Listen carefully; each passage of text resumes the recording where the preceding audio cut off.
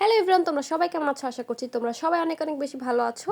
তো এটা হচ্ছে আমার নানু বাড়ির ব্লগ। আমরা হচ্ছে গিয়েছিলাম আমাদের নানু বাড়ি, আর আমরা দুই বোন এখানে অপেক্ষা করছিলাম, কারণ আমাদের কাজিনদের জন্য কিছু মজা কিনে নেওয়া হচ্ছিল।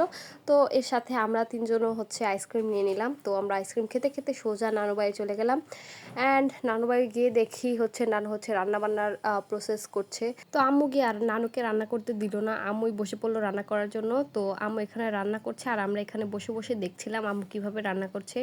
তো আগে যখন নানু বাড়িতে যেতাম তখন দেখতাম নানু হচ্ছে কোরবানির মাংস সবাইকে ভাগাভাগি করে দিয়ে তারপর সবগুলো মাংসকে জাল করে রেখে দিত, তারপর মাংসের শুটকি বানাতো। তো এগুলো খেতে কিন্তু খুবই মজা লাগতো, বিশেষ করে জাল করে, মানে 2 দিন আগে জাল করে রাখা কোরবানির মাংস, এটা কিন্তু খেতে খুবই মজার।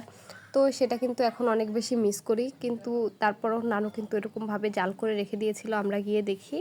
তো এজন্য আম্মু ওটাকে আরও ভালোভাবে রান্না করার জন্য আবার সেটাকে রান্না করছিল। তো এখানে একটা মাটির চুলাতে কড়াই বসিয়ে কড়াইটা গরম করে তেল দিয়ে তারপর এখানে পেঁয়াজ কুচি, তারপর এটাকে একটু ভেজে গরম মশলা সাথে বাটা মশলা যেমন আদা বাটা, রসুন বাটা, জিরা বাটা, এগুলো দিয়ে এটাকে খুব সুন্দরভাবে নেড়ে মিশিয়ে এটাকে একটু ভেজে নিচ্ছিল যাতে এটার কাঁচা গন্ধটা চলে যায়।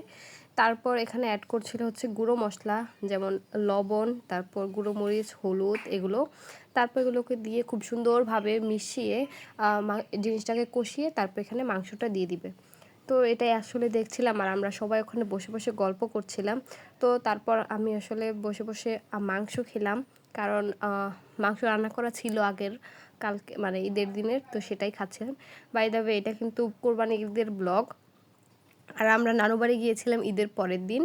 তো এইটাই হচ্ছে সেই ব্লগ। এখন আসলে আমি এডিট করার অলসতার কারণে ভিডিওটা আপলোড করতে পারিনি, এজন্য এখন আপলোড করছি। তোমরা কে কোথা থেকে ভিডিওটা দেখছো তোমরা কমেন্ট বক্সে জানিয়ে দিও।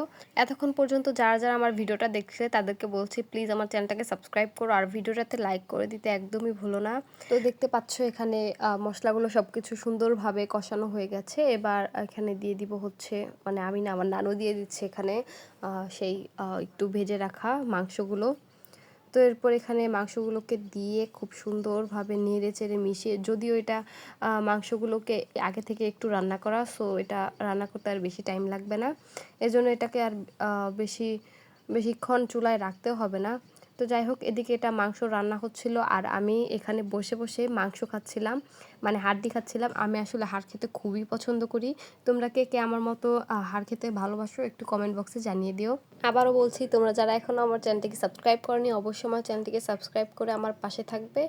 অ্যান্ড তোমরা সাবস্ক্রাইব করলে আমি আসলে সাপোর্ট পাই আর আমার ভিডিও করতে আরও ভালো লাগে। আমার হাড় খাওয়া দেখে কেউ ভয় পেয়ে যায় না ভাই। ধন্যবাদ।